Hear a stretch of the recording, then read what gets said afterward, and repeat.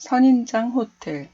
브렌다 기버스는 미국 작가입니다. 작품으로는 바다거북의 여행, 바다세계, 저어세의 습지 등이 있습니다. 뜨겁고 메마른 사막, 키 큰 사화로 선인장에서 빨간 열매 하나가 떨어졌어요. 모래 위에서 세 쪽으로 갈라졌지요. 늙은 사막치 한 마리가 열매를 먹었어요.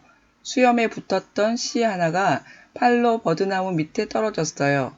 비가 흠뻑 내리자 선인장 싹 하나가 땅을 뚫고 비죽이 고개를 내밀었어요. 어린 싹은 아주 조금씩 자랐어요. 팔로 버드나무가 뜨거운 여름볕과 추운 겨울밤을 지켜주었어요. 10년이 지나고 엄마 손 한 뼘 크기가 되었어요. 선인장은 긴 뿌리로 물을 듬뿍 빨아올려 통통해졌어요.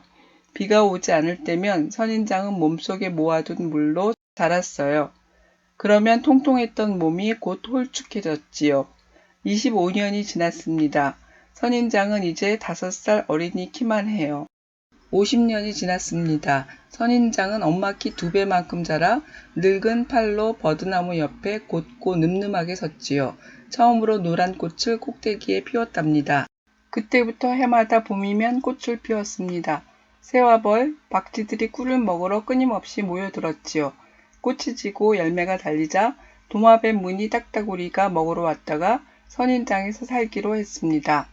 딱따구리는 딱딱딱 선인장 둘레를 둥글게 판 다음 깊숙이 파들어가 편안하고 넓은 방을 만들었지요. 딱따구리는 훌륭한 보금자리를 갖게 되었고 선인장은 딱따구리가 해로운 벌레들을 잡아먹어 병에 걸리지 않게 되었지요. 60년이 지났습니다. 선인장 호텔은 아빠 키 3배만큼이 되었어요. 딱따구리와 난쟁이 올빼미와 흰줄 비둘기가 둥지를 틀었지요.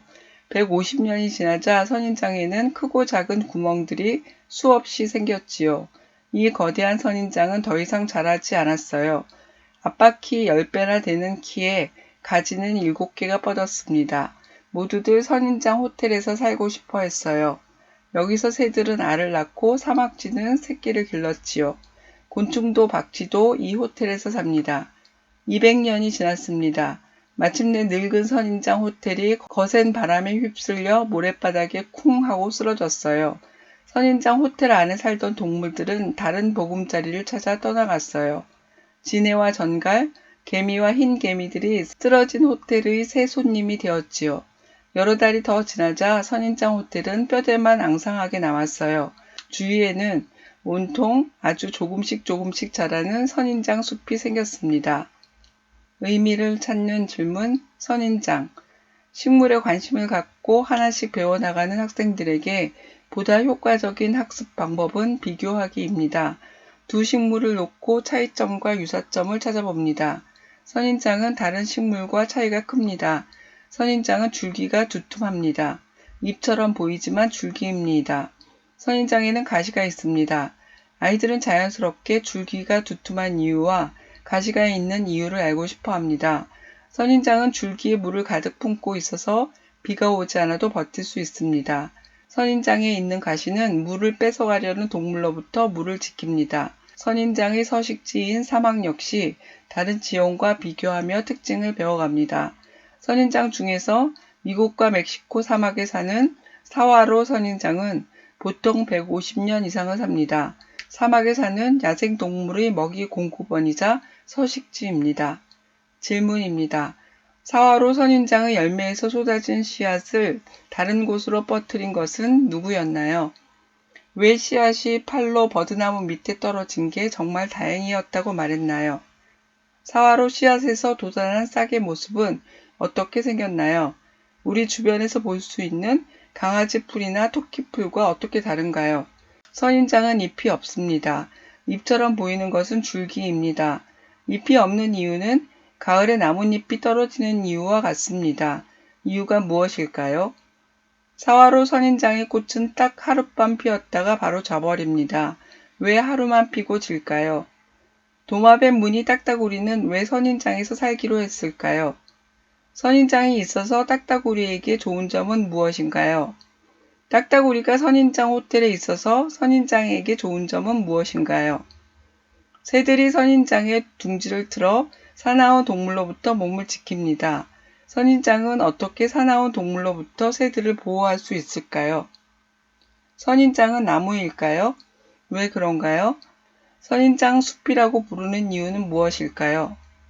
의미를 찾는 질문 사막.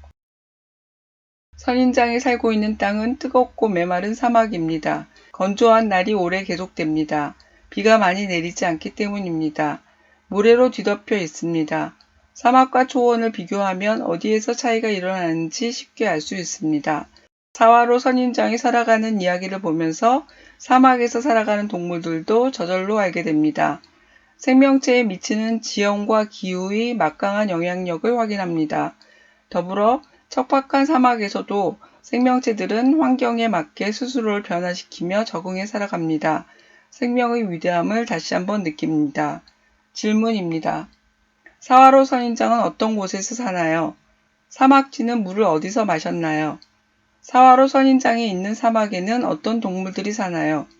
사막에는 크고 작은 구멍들이 가득합니다. 어떤 구멍들인가요? 쓰러진 선인장 호텔의 새 손님은 누구였나요? 쓰러진 다음에 찾아온 이유는 무엇인가요? 만일 사막에 선인장이 없다면 어떤 일이 생길까요?